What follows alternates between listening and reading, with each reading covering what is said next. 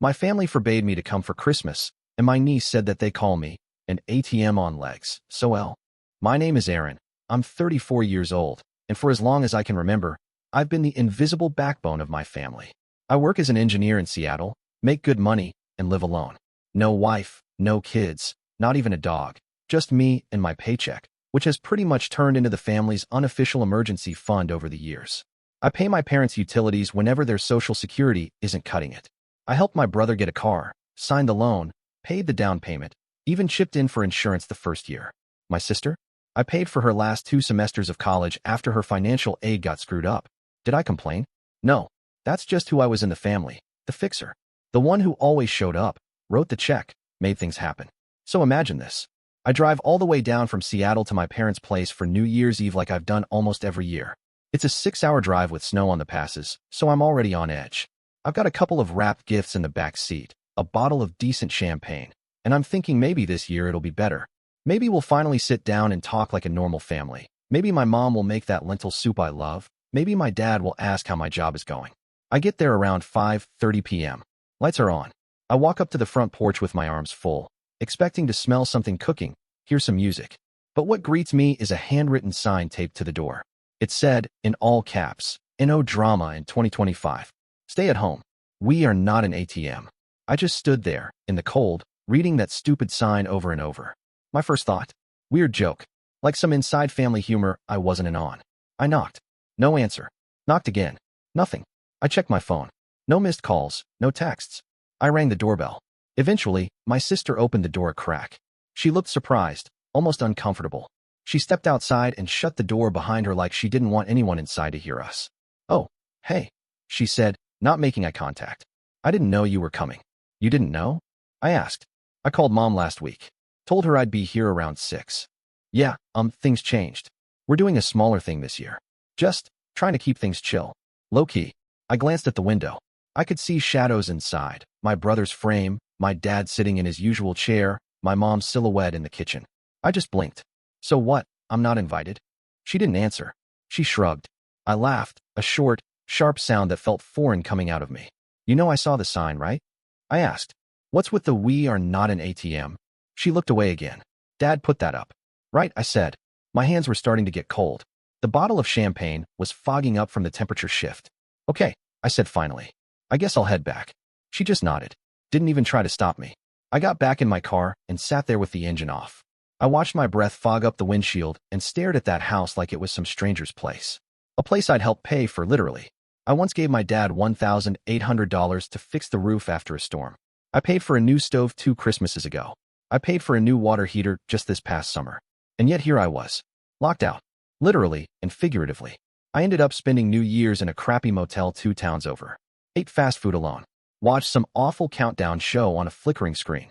At midnight, I toasted no one. The worst part? They never called. No text, no explanation, no apology. That sign on the door told me everything I needed to know. I was never seen as a son or a brother. I was the ATM. The problem was, the ATM finally came to check his balance and found out the account was closed. It didn't start with a kitchen renovation or a plane ticket to Hawaii. No, it began with the small stuff. The kind of things you don't think twice about when you care about someone. Michelle forgot to pay her electric bill and was panicking because she got a shut-off notice. I paid it online that same afternoon. She sent a thank you text that ended with a heart emoji and a "you're the best." Travis called because his ancient Civic had died on the side of the freeway and he needed money to fix it. I covered the repair, then 2 months later I helped him get a down payment for a newer car. A used Nissan Altima with low mileage that I found for him on Craigslist. That time, he at least offered to pay me back in installments, but after the second payment, the topic quietly disappeared. It escalated from there. My mom casually mentioned how the cabinets in the kitchen were literally falling off, and how she had always dreamed of those soft-closed drawers and quartz countertops. I did the research, found a local contractor, and paid just over 28 grand to make it happen. She cried when she saw the finished product, said it was the most beautiful kitchen she'd ever seen.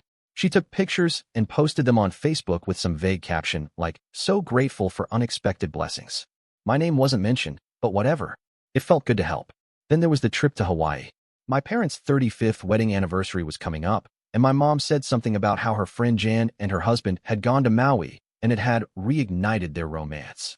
It wasn't even a direct ask, just a comment dropped in the middle of a conversation. I looked into flights and hotel packages that same night. I told myself it would be a surprise.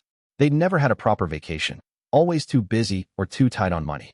I booked everything, sent them the itinerary, and watched my mom cry again, this time on FaceTime. My dad didn't say much, just nodded and looked at the floor. That was sort of his thing. When Michelle got engaged, I assumed I'd be helping out a little. But a little turned into a lot. She wanted a vineyard wedding, and her fiancé's family wasn't contributing much. She called me crying about how the venue deposit was due and she didn't want to lose the date. I paid it. Then it was the photographer, the caterer, the DJ. Every time there was some minor crisis, I was the first call. Actually, not even a call. Sometimes it was just a text. Can you Venmo me $850 for the floral down payment? No context, no please, no explanation. Just an amount. At first, I told myself it made me feel like part of something. I live alone, don't have a partner or kids, and I don't spend money on much beyond rent, groceries, and the occasional night out with coworkers. Helping them made me feel needed, like I had a role in this family that was bigger than just showing up for holidays. They came to me with their problems, and I had the means to fix them. I wasn't just Aaron the engineer, I was Aaron the dependable one, the problem solver. But over time, the tone changed. It wasn't "can you help" anymore. It was "this is what I need." I started getting messages with just dollar amounts. Michelle, $1,400. No punctuation. No context. Travis, rent came early, needs $600. My parents, we're short $1,200 on taxes. Sometimes the messages didn't even include a greeting. Just numbers, like I was a utility company or an app. And when I sent the money, there was no more gratitude, no more, "you're a lifesaver." Not even a thumbs up. Just silence, or maybe another request a week later. It was like someone had flipped a switch. What had started as generosity slowly became obligation. The kind of quiet, invisible obligation no one talks about, but everyone assumes will be fulfilled. And I let it happen. That's the part that still stings. I saw it shifting, and I didn't say a word. Maybe I was afraid that if I stopped, they'd stop needing me. And then what would I be? Just the guy who lives alone in Seattle and shows up with gifts on Christmas. They never asked if I could afford it, even though I could. They never asked if I wanted to. I guess they just figured I didn't have anything else to spend it on. And maybe, at the time, they were right. But I was starting to realize how deep the hole was. Not just the money, but the way I'd slowly disappeared into a role they created for me. Not son, not brother, just a resource. A line item in their monthly budgeting plan. And I don't think any of them noticed. Or cared. The champagne was starting to chill in my hand from the cold, but it wasn't the bottle that made me feel frozen. It was the damn box I was holding in the other hand. I had ordered it back in November, paid extra for the fastest shipping, even double-checked inventory on 3 different websites to make sure it would arrive in time. My niece, Olivia, had mentioned it during a video call months ago. A build-your-own planetarium kit with LED projection and real star maps. She'd been obsessed with space since last summer when I took her to the Pacific Science Center, and she practically dragged me into the planetarium 3 times in one day. Her face had lit up when she saw Saturn's rings on the dome above us. I remembered thinking, this is it. This is going to be her thing. I wanted to encourage that spark. So I tracked down the most complete kit I could find. Not the basic $10 version that just comes with stickers and a flashlight. No, this one had rotating projection discs, a built-in timer, constellation overlays, even a companion app that let you scan the night sky. The kind of thing that said, "I see you. I see what you love, and I support it." It was supposed to be the moment I showed up, handed her the box, and saw that same expression from the planetarium. Surprise, joy, curiosity, that small face lighting up like a Christmas tree. I imagined her tearing the paper, pulling the lid off, flipping open the manual with all the excitement a kid has when they realize something really cool is finally theirs. I imagined her looking up at me and saying thank you, maybe running to hug me, maybe just grinning in that quiet way she does. I imagined feeling useful again, connected. But instead, I was standing there like a stranger, like a delivery guy who'd shown up unannounced. Nobody had expected me. Nobody had asked me to come. The porch light was on, casting a yellowish cone across the snow-dusted steps. Inside, I could hear muffled laughter, someone clinking glasses, music from an old playlist my sister used to put on for family dinners. It sounded warm in there, like a world I used to be part of. The box didn't feel like a gift anymore. It felt like a brick, heavy in my hand, sharp at the corners, cold all the way through, like it had absorbed all the weight of everything I was finally starting to understand. I didn't ring the bell. I didn't knock. I didn't text anyone to say I was outside. I just bent down, placed the box on the top step, and stood there for another few seconds, hoping someone might open the door anyway. hoping this would be the moment they noticed I was missing and came to find me. But the door stayed closed. The champagne I'd brought was no longer for celebration. I set that down beside the box too. Then I turned around, walked back to my car, and drove away. I hadn't even reached the car yet when I heard them. The voices came through the living room window, just behind the heavy curtains my mom always kept drawn in the evenings. They didn't know I was still on the porch, standing there in the dark, watching the lights glow soft and warm through the glass. I had just set down the gift and the champagne, still debating whether to turn back or drive away, when I caught the first voice. Michelle. Her tone was impatient, like she was already annoyed with something. "Where's the other champagne?" she asked, and her heels clicked faintly against the tile as she moved through the house. Then Mom, from deeper in the kitchen, called out, "Check in the kitchen. He must have forgotten again." It took me a second to register what she meant. She was talking about me, the one who always brought champagne, the one who never forgot. I could picture her rummaging through the fridge, maybe already holding one bottle in her hand, annoyed that the second hadn't magically appeared where she expected it. And then I heard Travis, my brother, just loud enough for his voice to carry. "I hope there's no tearful speech this time." They laughed. Not polite laughter. Not the kind you say for family. It was quick and sharp and real. The sound hit harder than any insult I'd ever taken to my face. I felt it in my chest like a punch I hadn't seen coming. They thought I wasn't there. They thought I wouldn't hear. That was the truth of it. I wasn't a person to them in that moment. I was a role. A predictable pattern. A guy who shows up with champagne and tries to make everything meaningful. A guy they could mock the second he walked away. It wasn't just that they didn't appreciate me. It was that they didn't even pretend anymore. I stood there for a few more seconds, staring at the door, my own breath clouding in front of me. The air felt sharper now. My face was hot, but my fingers were going numb. The little scene inside kept playing out, and I could almost hear the next line before it came. Someone would joke about how I'd probably brought another emotional gift, and someone else would roll their eyes. That's what it had all become. A joke. I was a punchline. I turned back to the steps, looked down at the box and the champagne sitting there like abandoned offerings. I thought about picking them back up. Thought about throwing them into the snow just to hear something break. But I didn't. I left them there, exactly where I had placed them. Heavy, cold, unwanted. Then I walked to my car, got in without looking back, and drove into the night with nothing but silence to keep me company. I didn't call anyone. I didn't write, didn't knock, didn't try to make sense of what had happened on that porch. I just got in my car, turned the key, and drove. The engine hummed quietly as I pulled away from the curb, the house shrinking in the rearview mirror until it disappeared into the fog of streetlights and early winter darkness. I didn't look back. There was no destination in my mind, just distance. I drove with the windows up and the heater humming, but it still felt cold. Not the kind of cold you feel on your skin. This was something deeper. Something that settled into my chest and tightened around my ribs like a belt that wouldn't loosen. I didn't play music. Didn't listen to a podcast. I just drove in silence, the road passing beneath me like it had somewhere more important to be. It wasn't just a house I left behind. It was everything I'd carried for years without ever saying a word. The late-night bank transfers. The quick favors that turned into full-blown rescues. The holidays where I cooked and cleaned while everyone else laughed in the next room. The birthdays I never forgot and the calls no one returned. I left all of it on that porch with the champagne and the gift box. Years of silent pain, boxed up and left behind like trash someone else would deal with. When I finally got home, I didn't even bother taking off my coat right away. I walked into the kitchen and set the unopened champagne bottle on the middle shelf. It looked out of place there, like it didn't belong in my quiet, ordinary apartment. It probably never did. I stared at it for a few seconds, then closed the fridge and turned off my phone without checking for messages. There wouldn't be any. Or if there were, they wouldn't matter. I crawled into bed still fully dressed, face down, shoes kicked off half-heartedly at the edge of the mattress. And for the first time in as long as I could remember, my body didn't fight sleep. It just gave in. 12 hours. That's how long I was out.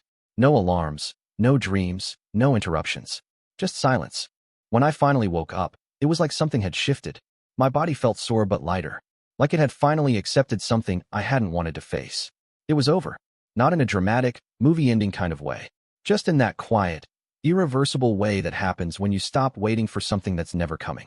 The next morning, my phone lit up like it had caught fire. Buzz after buzz, a vibration every few seconds, screen filled with names I knew too well. I didn't touch it at first.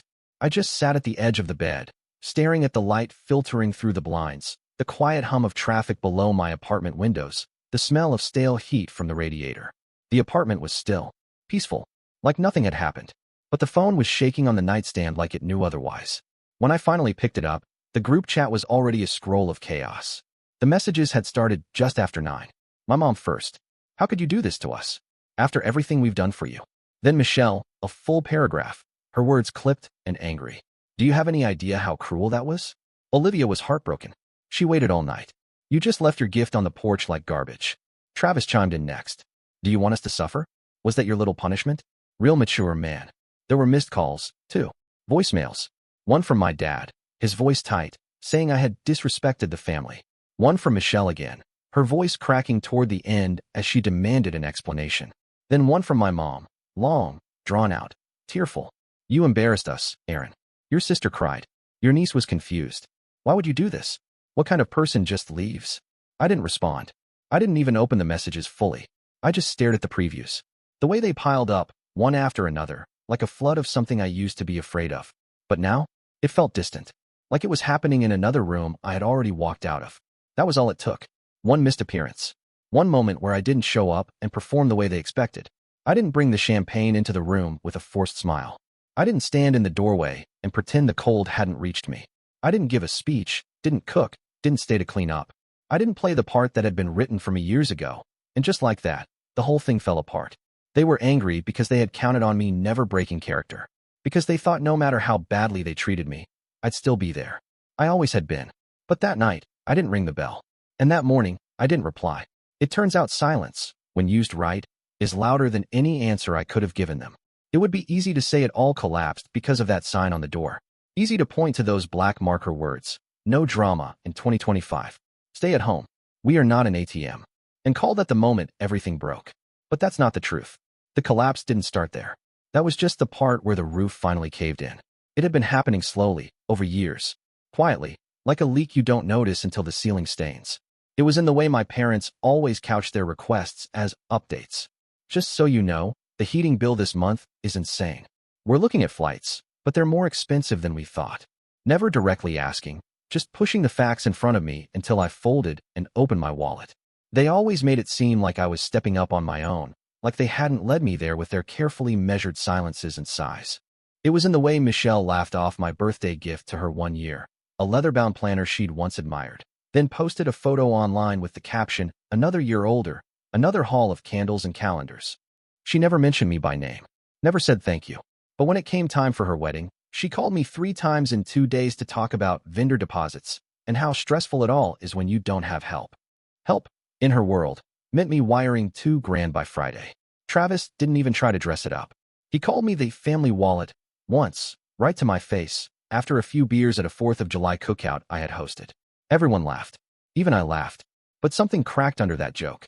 Something small, but deep. After that, he started texting me screenshots of overdue bills, speeding tickets, parking violations, sometimes without even a word. Just the image and a question mark. Like I was a service, not a person. They only seemed to remember me when something needed to be paid for, covered, smoothed over. They never asked about my life unless it was to calculate how much more I could give. No one remembered the big project I spent a year working on. No one asked if I ever thought about having kids of my own. No one noticed when I got promoted. Not once did anyone say, "How are you doing, Aaron?" It was always, "Can you handle this? Do you mind just covering that for now? You're the one who doesn't have a family to worry about." But I did have a family. I thought I did. I built one out of them. I shaped my whole adult life around making sure they were okay. And I was okay being in the background, the quiet supporter, the one who showed up and kept things going. Until I wasn't. Until I saw it clearly for what it was. They didn't miss me. They missed the convenience I offered. They didn't want me at the table. They wanted the things I brought to it. I wasn't their son or their brother. I was a resource, a walking solution, a backup plan. And the second I stopped performing, the second I stopped delivering what they needed, attention, money, peace of mind, they didn't try to understand. They just reacted like I had broken something sacred. But I hadn't broken anything. I had simply stopped pretending it wasn't already broken. That was the truth. The collapse didn't start with the sign. It started the day I stopped being a person to them. The sign just finally said it out loud. 2 days after I walked away, after the porch and the sign and the silence, the real explosion happened. Not in my living room, not in a phone call, but online. I was sitting at my desk, half distracted by emails I wasn't answering, when I got a text from a coworker. Just a screenshot and a question. "This your family?" The image was of a group chat thread, clearly from some private family group. The names were real. The profile pictures were unmistakable. My mother. My sister. Travis. One of the messages read, "Let's hope the wallet with legs shows up this time." A minute later, Michelle replied, "Don't push too hard, or he might actually grow a spine." The next comment, from my dad. "If he flakes again, we'll just guilt him like always. He caves." But the worst part, the part that punched the air right out of my lungs, was an attached audio file. I knew that voice the second it started playing. It was Travis, laughing, talking like he was in the middle of a joke. "Look, man, if he ever figures out what he's actually worth, we're finished. So yeah, keep it vague, keep it emotional, don't let him think too hard." That file was making the rounds already. Someone had leaked it. Screenshots of the conversation, the audio clip, even a cropped photo of the ATM sign on the door, all of it out there. I wasn't tagged directly, but it didn't take a genius to connect the dots. People started messaging me, some asking if it was true, others just saying they were sorry. A few coworkers sent short, awkward texts that I didn't even know how to reply to.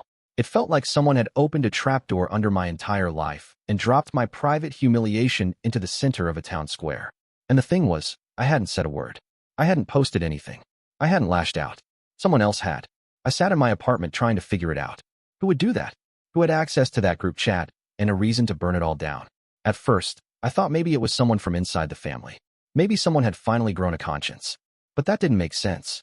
Not from the people I knew. They protected themselves too well. They didn't leak. They covered. Then I thought about the extended circle. The cousin I bumped into at Costco. The one who told me about the Florida trip. Megan. She was still in the group chat. She hadn't removed me from her socials. She had always seemed on the outside of things, present, but not part of the inner mess. And she had looked guilty that day. Really guilty. I didn't ask her. Didn't need to. The leak wasn't about vengeance. It was about exposure. The cracks I had felt for years were now wide open, visible to anyone who wanted to see. For once, I wasn't the crazy one or the overreactor. It was all right there. In their words. In their voices. There was no coming back from that. Not for them. Not for me. The truth was public now. Not because I shouted it. Because it had been loud all along. It just took the right person, at the right moment, to let the world hear it. It was nearly 10 at night when I heard the knock on my door. Not a delivery, not the sharp rap of someone impatient, but a hesitant rhythm, like the person on the other side wasn't sure if they should be there at all. I almost didn't answer. I was still raw from everything. Exhausted, honestly, but something in the quiet persistence of that knock pulled me out of the haze. When I opened the door, I saw Emily, my niece, Michelle's daughter, 14, maybe 15 now, with her hoodie sleeves pulled over her hands and her eyes already rimmed red. She looked up at me with the kind of expression that cuts right through all the noise. "It was me," she said, voice shaking. "I posted the chat." I didn't say anything at first. I couldn't. I just stared at her, stunned, waiting for the words to catch up to what I was hearing. She shifted from foot to foot on the doormat, still not meeting my eyes. "I know I probably messed everything up," she said quickly, tears starting to fall now. "But I couldn't take it anymore. I couldn't watch them keep doing that to you. You're the only one who ever. You listened to me. You talked to me like I wasn't just some dumb kid. You never made me feel like I didn't matter." I felt something tighten in my throat that I hadn't felt in a long time. Not anger, not sadness. Just weight. The kind that comes from finally being seen after years of fading into the background. She wasn't making excuses, wasn't asking for anything. She was just standing there, crying because she had done the one thing no one else in that family had ever dared to do, told the truth. She wiped her face with her sleeve and looked up again. "I didn't mean for it to blow up like that. I wanted people to know. I wanted them to stop treating you like a thing." I stepped aside and let her in. No words. Just a quiet gesture that said more than anything else could in that moment. She sat on the edge of my couch, still sniffling, still uncertain. I poured her a glass of water, set it down in front of her, and sat nearby. We didn't talk much. We didn't need to. For the first time in years, I didn't feel like I was carrying it alone. I didn't feel like the outcast, the outsider, the provider with no face. In that one moment, because of a girl who wasn't even old enough to drive, I felt something I hadn't felt in a very long time. I felt seen. I wrote the post in one go. No drafts, no careful edits, no second guessing. Just sat down, opened Facebook, and typed. I funded their holidays, school, vacations for years. I thought it was love. In reality, it was manipulation. Not another cent. If you're looking for an ATM, go to the bank. I'm closed. I hit post, without overthinking it, closed the laptop, and walked into the kitchen to make coffee. By the time the kettle started to boil, my phone was vibrating. Notifications. One after another, faster than I could clear them. Likes, comments, shares. Friends from college, old co-workers, People I hadn't talked to in a decade. Some just hit like. Others wrote paragraphs, stories of their own, messages that said things like, I see you, you're not alone, and this took guts. Within the hour, there were hundreds of likes and thousands of supportive comments. It was the first time in my life I had said something real in public. No filtered version, no polite silence, just the truth. And while strangers and acquaintances filled my feed with kindness, encouragement, and even thanks for saying what they couldn't, there was one place I didn't hear a sound from. Home. No calls. No texts. Not even the usual guilt-laced voicemails. The group chat was quiet. Michelle didn't comment. Travis didn't try to twist it. My mom, who had once posted 30 photos from their anniversary trip to Maui with inspirational captions, didn't say a word. Silence. Not the peaceful kind that comes when everything's resolved. The heavy kind. The kind that lingers after a door has been slammed and no one's willing to admit they heard it. The kind of silence that confirms what I already knew. They weren't mad I had posted it. They were ashamed it had to be said at all. But not enough to fix it. Not enough to reach out and say anything real. So I made another cup of coffee, sat back down, and read through the messages.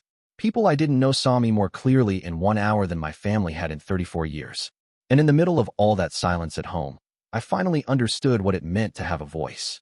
It didn't take long for the fallout to begin. My post wasn't just another moment of online venting. It became something else entirely. People shared it, screenshotted it, quoted it. A few blogs picked it up. Someone turned it into a TikTok with a voiceover. Suddenly, I wasn't just the quiet guy from Seattle with a boundary problem. I was a story. And that story had consequences. Michelle lost a brand contract by the end of the week. She'd been working with some lifestyle company that prided itself on family values and positive messaging. Apparently, they saw the screenshots, the wallet with legs, jokes, the audio files, and cut ties without even waiting for her version. Her apology post lasted about 5 hours before she deleted it. Too many people in the comments reminding her of her own words. Travis didn't say anything at first, but then his engagement collapsed. His fiancée, someone I barely knew, but who'd always been polite during holidays, called it off after she saw the leaked chat and heard the recording of him saying, "If he realizes his value, we're finished." A friend told me she packed her things and moved back to her parents' place without even leaving a note. I heard through someone else that he tried to say it was a joke, taken out of context. But apparently, she said, "Even your jokes are disgusting." And that was the end of it. My parents didn't lose a job or a contract. What they lost was time. Time they had spent sitting back comfortably while I paid for things they couldn't or wouldn't. Their vacations. Their upgraded appliances. The new roof. They had leaned so hard into the version of parenting where love meant financial dependence. And now all they had left was the house and each other. No contact from me. No one to patch the budget shortfalls anymore. Neighbors started asking them questions. Someone saw the viral post and printed it out for the HOA meeting. The line, "We are not an ATM," was circled in red ink. My mom tried to claim it was out of context. My dad just kept his eyes down. One of the neighbors, Mrs. Jensen, who used to bring over her awful fruitcake during Christmas, apparently asked them straight up, "Is it really true what he said?" And they had nothing to say, not a word. Because what could they say that wasn't already documented, already spoken in their own voices? And me? I kept going.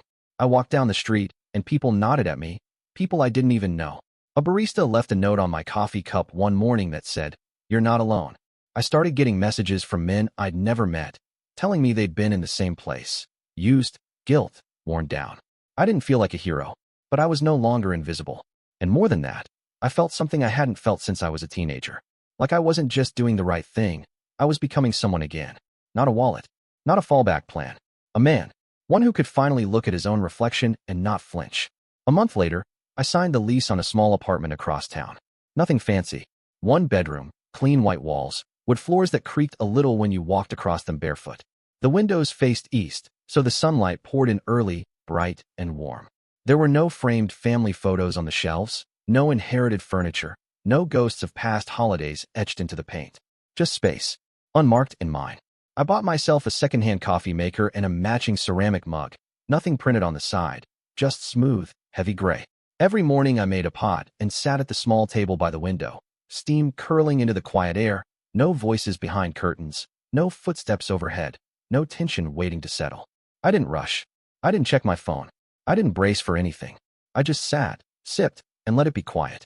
There was a small drawer by the bed where I kept a notebook. Not a journal exactly, just pages where I had started to write down the things I used to think about. The kind of dreams I had filed away when life got too busy with someone else's needs. Things I hadn't said out loud in years. Projects I wanted to build. Places I wanted to go. A few were just words. France, cabin, kayak, sound design, scattered like seeds. But they were mine. No one else's hands were on them. At night, the silence in that apartment felt different. It didn't press in or settle heavy on my chest. It didn't ask questions or remind me of who wasn't calling. It wrapped around me like something earned. I could hear the radiator ticking, a car passing 2 blocks away, the sound of my own breathing. And for the first time, that quiet didn't scare me. It healed me. Slowly, steadily, like water rising around cracked ground, softening it, making it ready again. I wasn't trying to go back to who I used to be. That person was gone. But here, in this new space, I was learning to be someone else. Someone who didn't measure love in invoices. Someone who didn't have to buy his way into a family. Someone who could be still and okay with it. The letter came in an unmarked envelope, no return address, just my name in shaky handwriting across the front. Inside was a single line written in black ink, no greeting, no signature. You have destroyed everything, but we will not forget.